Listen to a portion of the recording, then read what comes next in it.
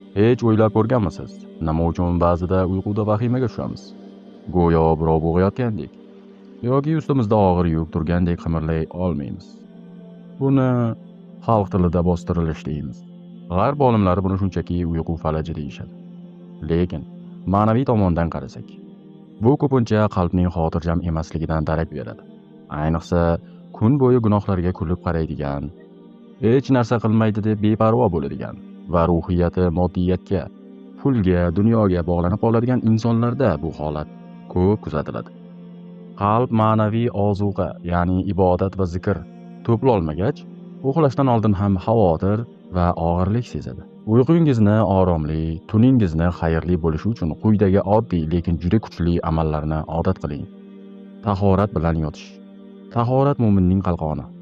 Tahorat bilan yotgan odamning yonida farishtalar bo'ladi va uni yomonliklardan qo'riqlaydi. O'ng tomon bilan yotish. Bu ham sunnat, ham sog'liq uchun foydali. Yurak siqilmaydi, nafas olish esa osonlashadi. Yotishdan oldingi zikrlar. Oyatul kursiy. O'qigan odamga Alloh tomonidan birinchi qo'riqchi tayinlanadi va tonggacha shayton yaqinlasha olmaydi. Ixlos, Falaq va Nos suralarini o'qib, kaflaringizga dam urib, butun tanangizga surting. Sababi inson o'ziga o'zi dam solganda bu har qancha kuchli domlalardan-da kuchliroq bo'ladi azizlar.